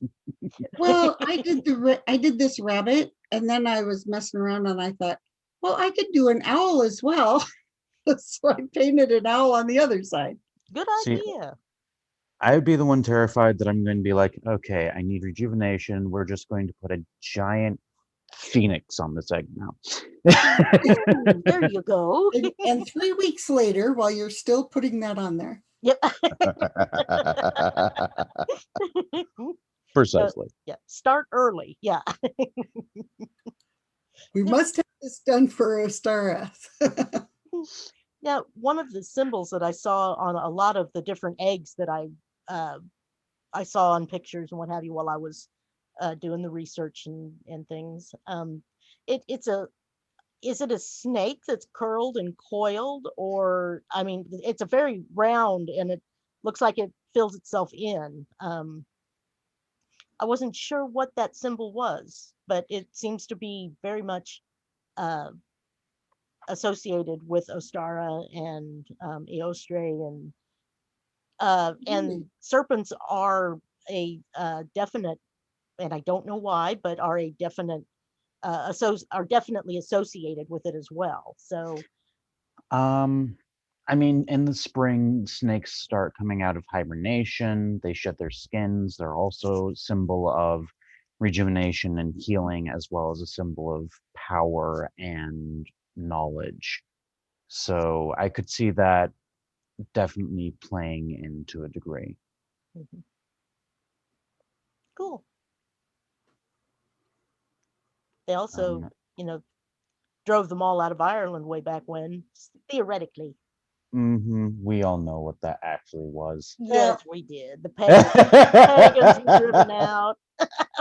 Also, I love how they say that, and yet you still have such a strong belief in the fair folk and stuff, particularly in Ireland. And it's like, he may have gotten rid of the people who are open about it, but those beliefs aren't going anywhere. Exactly. Yeah.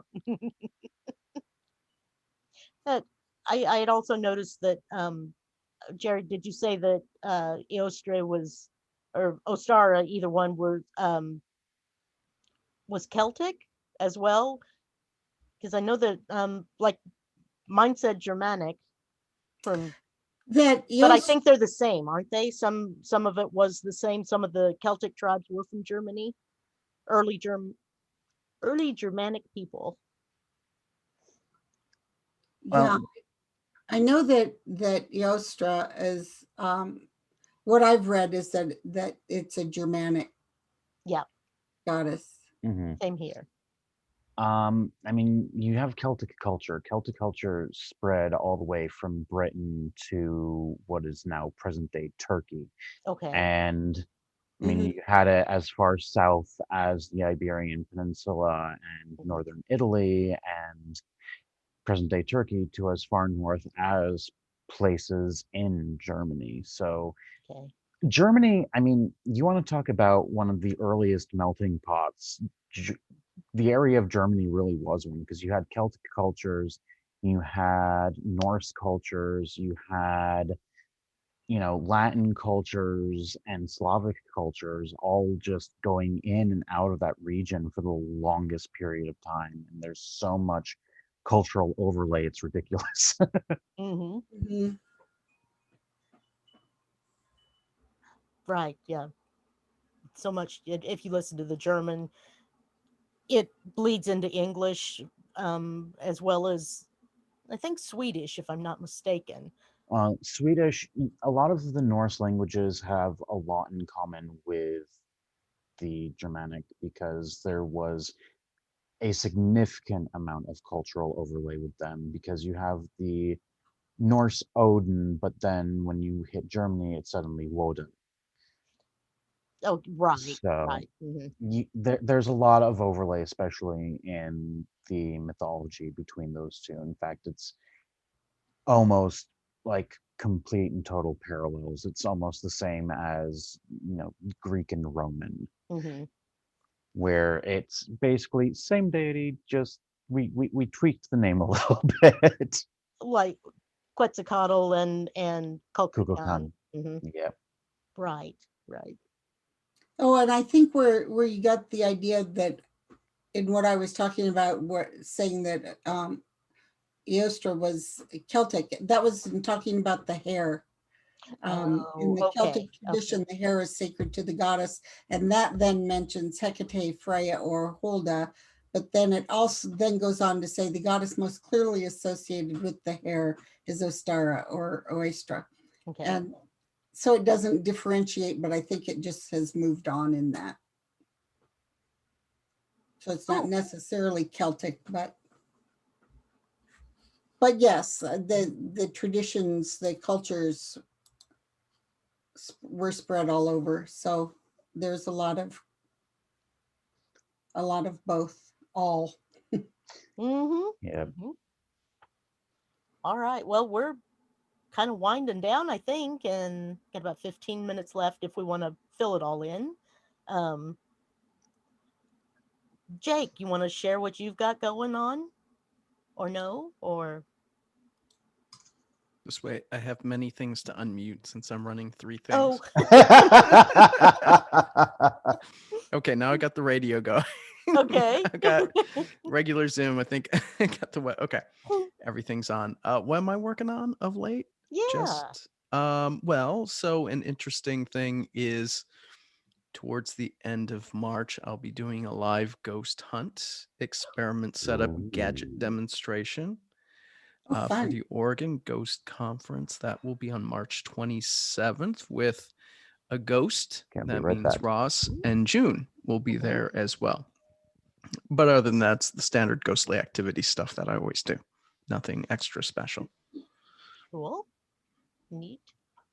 I don't have a show scheduled for next week. I will be on a job, so, and a lot of people will be drinking green beer, be it Oh, yeah, St. in front of the Patty's Day. television or Yeah. or whatever, but or they'll spread it, respread the virus amongst the population again. And since I got my single shot dose Monday, hopefully I'll be immune. But I'm still wearing a mask, washing hands. Still wear the mask. Still Mhm. do it Yep. all. Mm-hmm. Stay safe. But anyway, now on March 31st, we have I was able to secure an interview with Troy Taylor of American Hauntings, and I think we're fairly excited about that. Oh, yeah. Yeah. And he's making a special exception and doing a live show at night. So and we'll definitely have to thank Becky Ray, because she has close ties with him and put in a good word for me. So yay. I know he's got like 150 books. I don't know where to start asking him questions. And we'll have Sonia on with us, Mm. and as well as Becky Ray, and Mr. Jake might do his hair and make an appearance that night as well. I might. But only might. Might. Might is right? All righty, kids. Everybody have a safe and healthy time. Please keep your masks on. We're not out of this yet. And all of you naysayers, well, you got your opinion, but if you infect me, I will hunt you down. Either from this life or the after. And then you guys can send Zach Baggins to me and I will scare the living bejesus out of him. Well, that could make good TV. That's So good. Ooh.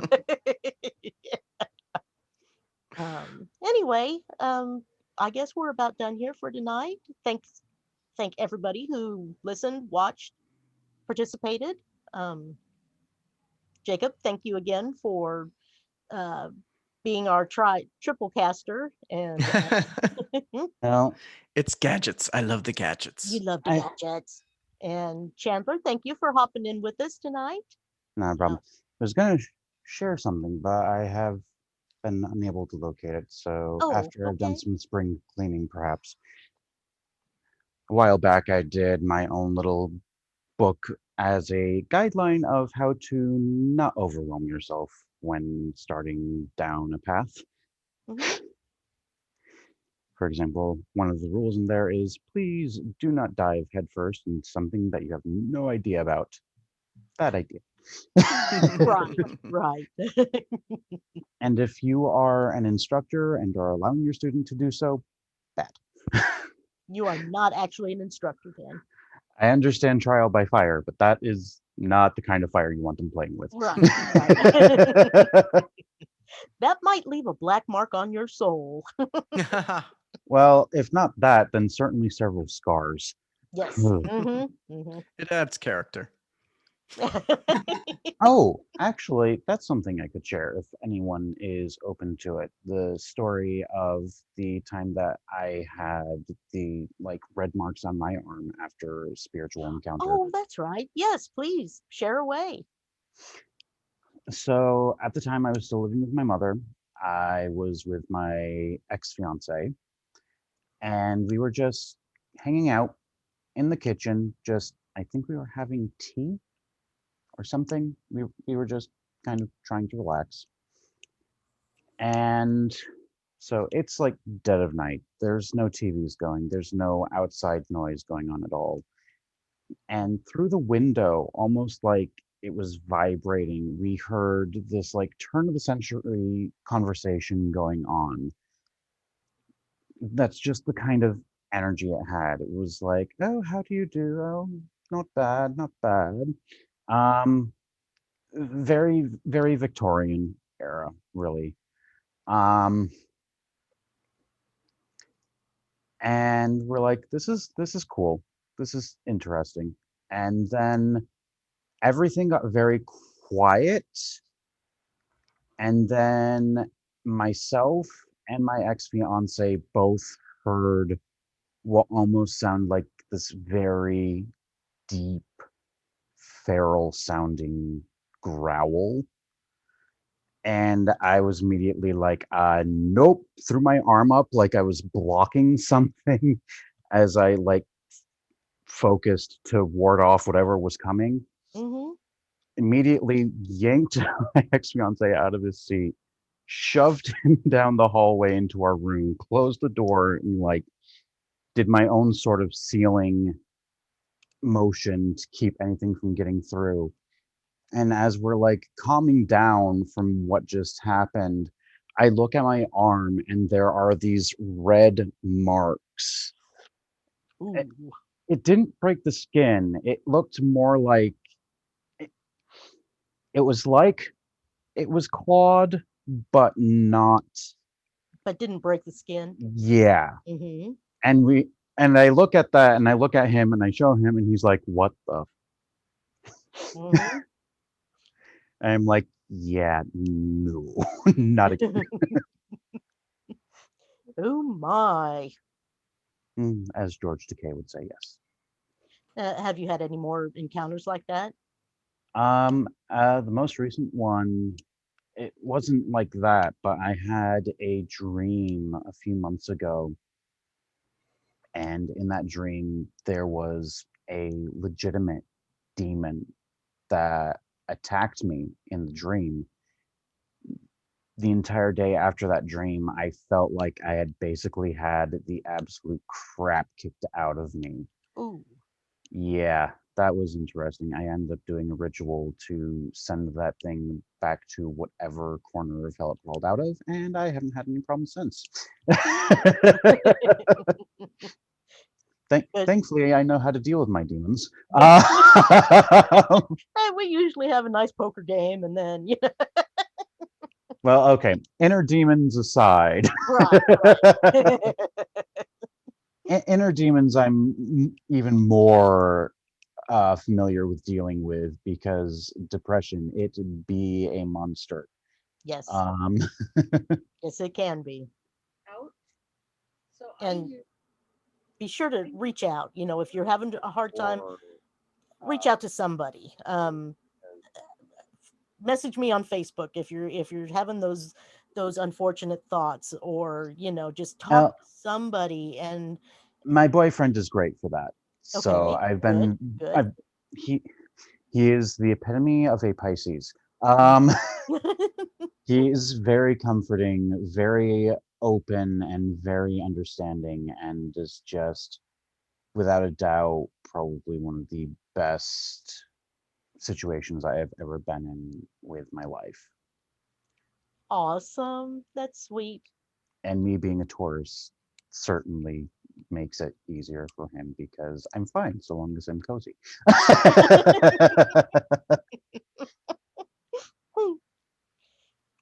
I have to say that the Leo in me will listen and listen and listen, and then finally it's like, would you get your head out of your ass and and we'll work through the problem. Sometimes that is also helpful. Yes, actually, yeah. The problem I have is with the people who are like, oh, well, I've been through that too, and it's really nothing. And it's like, Dismissive. Dismissive of huh. their pain and inner turmoil and everything. Right. That was the problem with the ex-fiance. He was a Capricorn, but he was also a bit of a sociopath Okay. who only managed to enjoy anything so long as there was conflict. Oh, Taurus no like conflict. Taurus will end conflict, but Taurus does not like conflict. The fish goat learned not to mess with the bull. Because a bull will fling you. That's right. My allergies are killing me. I can't wait to open the windows tomorrow. Oh, I think it's supposed to be cooler here, but it's still going to be super duper windy. So It's going to be in the 50s here tomorrow. It was yeah, I think here too. mid to high 50s here today, and that was very, very welcome. Ah, yes. The reason for my hat, wind hair today. See, Uh-huh. my hair is nice and short now. I don't deal with wind hair, Ah. but even then, my wind hair can be pretty spectacular at times. Mhm. Well, yeah, mine too, but not today. Like when my hair is longer, I sometimes end up with a Wolverine hairdo. Oh, well, alrighty then. I was in the backseat of my mom's car one day, and she was giving her friend a ride. She was like, "Is that Hugh Jackman in the back seat?"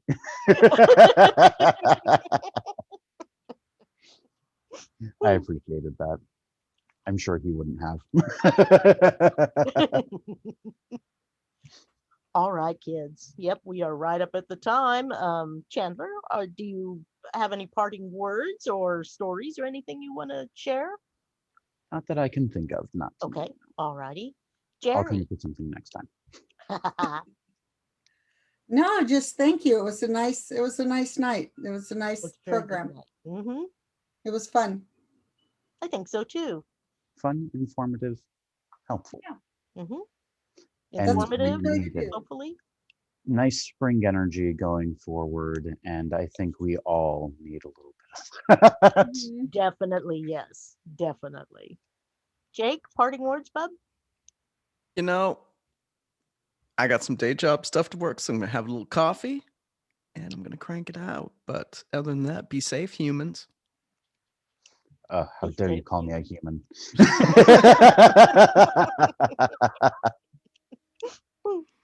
All right, kids. We will catch you. Oh, thank you, Brenda. Thank you. And you're welcome. I hope you guys are doing good down south and making your way back up north. Anyway. All right, then I guess we will call it an evening if y'all are good and ready to go. All right. Everyone, have a happy equinox, Ostara, and if you don't catch us on the 31st, a happy Easter to you as well. Mhm. And we'll see you on the flip side. Bye-bye. Take care. Bye. Bye.